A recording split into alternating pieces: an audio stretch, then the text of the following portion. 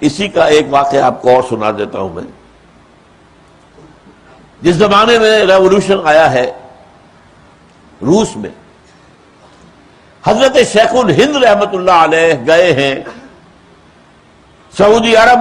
سعودی نہیں تھا اس وقت، وہ تو حسین تھا والی مکہ.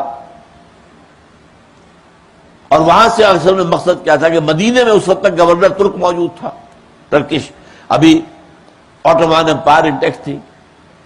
ان کے ذریعے سے تاکہ ان سے کہیں کہ آپ ادھر سے حملہ آور ہو، ہم ہندوستان کے اندر انگریز کے خلاف بغاوت کریں گے اندر سے، تاکہ انگریز سے ہماری نجات ہو جائے. وہ شریف حسین والی مکہ نے گرفتار کر کے پیش کر دیا، پلیٹ میں رکھ کر انگریز کے سامنے، لو یہ آپ کا باغی یہاں پہ فساد مچا رہا ہے. He was handed over to the Britishers. اور اس نے کہاں رکھا؟ مالٹا میں، اسیر مالٹا. ہندوستان واپس نہیں لائے ان کو. اقبال کے نفس سے ہے لالے کی آگ تیز، ایسے غضب سرا کو چمن سے نکال دو. بہرحال یہی معاملہ ہو رہا تھا مولانا عبید اللہ سندھی کے ساتھ. انہیں بھیجا گیا تھا کابل، امیر کابل سے کہو وہ حملہ آور ہو، اندر سے ہم بغاوت کریں گے، انگریز کو نکالیں.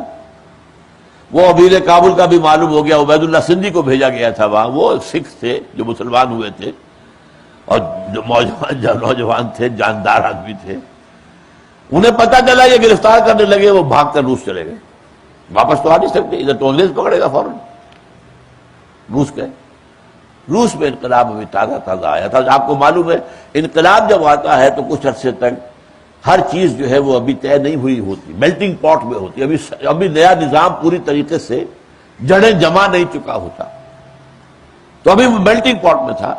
اس نے کہا کہ میں اگر لینن سے ملاقات کر کے اسلام کا نظام اسے بتاؤں تو کیا جب انہوں نے بادشاہ سے نجات حاصل کر لی تو وہ ہمارا نظام اختیار کر لیں. لینن بستر مرگ پر تھا.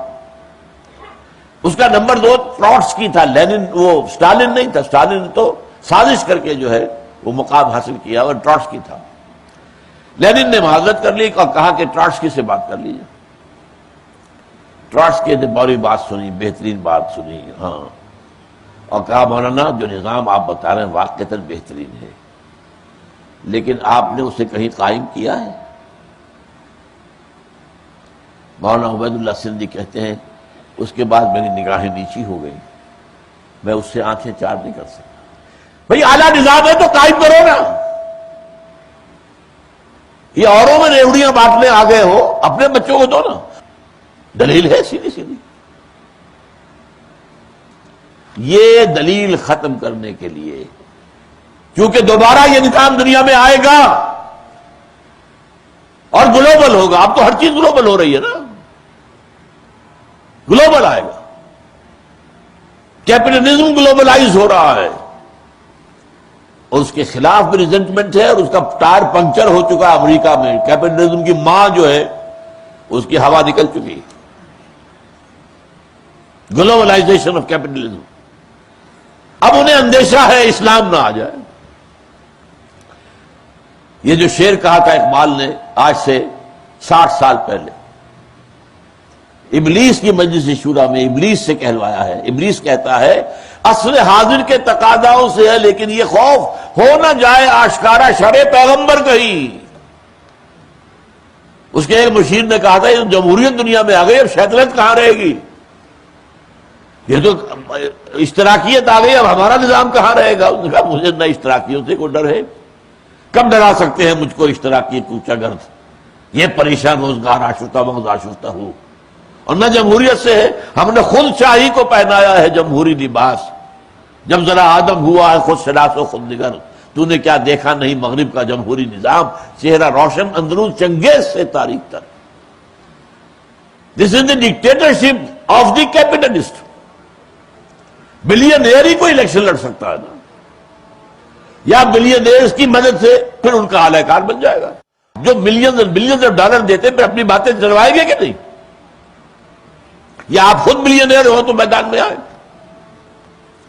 تو وہ تو کیپٹلزم جو ہے اس وقت سرمایہ داروں کی ایک تعمریت ہے. لیکن یہ خطرہ ہے کہ اسلام دنیا میں کہیں نہ آ جائے. ہے اگر کوئی خطر مجھ کو تو اس امت سے ہے. یہ ابلیس کہہ رہا ہے مسلمانوں سے مجھے خوف ہے، ان کی خاکستر میں ہے اب تک شرار آرزو۔ جیسے انگارہ ہوتا ہے، اوپر راکھ آ جائے تو آپ کو نظر نہیں آتا کہ اندر آگ ہے، آگ تو ہوتی ہے۔ اس امت کے اوپر خاک آ گئی ہے، راکھ آ گئی ہے، اس کے اندر وہ جذبہ انگڑائی لے رہا ہے جس سے کانپ رہے ہیں مسلم فنڈامنٹلزم، ٹیررزم۔ یہ اسلام کا نظام جو بھی مانتے ہیں وہ ہمارے دشمن ہیں، ہمیں ختم کرنا، انہیں ختم کر کے رہے۔ لیکن یہ کہ بالآخر اسلام آئے گا۔ اب تو نبی بھی کوئی نہیں ہوگا، معجزے تو نبیوں کے لیے ہو سکتے تھے، بغیر معجزوں کے لانا پڑے گا نا۔ تو حضور نے حجت قائم کر دی، میں نے کر کے دکھایا، میں نے مارے کھائی، میں 3 سال تک نظر بند رہا اور اس میں بھوک اور فاقہ بھی تھا شیب بنی ہاشم میں، میرے دندانے مبارک شہید ہوئے، میں نے اپنے پیٹ پر پتھر باندھے، میں نے پتھراؤ جھیلا ہے طائف کا۔ تو یہ تم پر حجت ہے کہ نہیں؟ تم امتی سمجھتے ہو، اس میدان میں آنے کو تیار ہی نہیں، تم امتی نہیں ہو۔ بہرحال اس موضوع پر ذرا تفصیل سے گفتگو جو ہونی ہے کہ دنیا میں بالآخر ابھی ویسے امت مسلمہ پر عذاب کے مزید کوڑے برسنے ہیں، خاص طور پر عربوں پر، اور نمبر 2 ہم مجرم ہیں۔ وہ مجرم نمبر 1 کیوں ہیں؟ انہیں اللہ نے ایک اونچا مقام دیا تھا، انہی میں سے تھے محمد صلی اللہ علیہ وسلم، یہ رتبہ بلند ملا جس کو مل گیا۔ اور نمبر 2 ان کی زبان میں اللہ کا کلام موجود ہے۔ ہمارا تو عام آدمی قرآن نہیں جان سکتا، زیادہ ناظرہ پڑھ لے گا ثواب لے لے گا، ورنہ عربی پڑھنا، گرامر رٹنا، گردانے حفظ کرنا کو آسان کام ہے۔ ان کی تو اپنی مادری زبان میں ہے، پھر بھی انہوں نے قرآن کو اپنا امام نہیں بنایا۔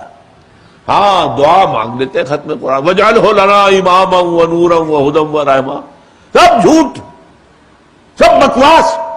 تم چاہتے ہی نہیں ہو کہ تمہارا امام قرآن ہو، تم اس کا نظام لانے کو تیار ہی نہیں ہو، یہ منافقانہ طور پر تم دعائیں مانگتے ہو، اس لیے وہ دعائیں منہ پر ماری جاتی ہیں۔ لیکن ہونا ہے، ایک دور آئے گا ٹرمائل کا بہت سخت، ابھی بہت سخت عذاب آنا۔ نمبر 2 پر ہم ہیں مسلمانوں نے پاکستان، لیکن اس موضوع پر مجھے آج شام کو تقریر کرنی ہے، کیا حالات ہیں اس وقت دنیا کے اور خاص طور پہ پاکستان کے۔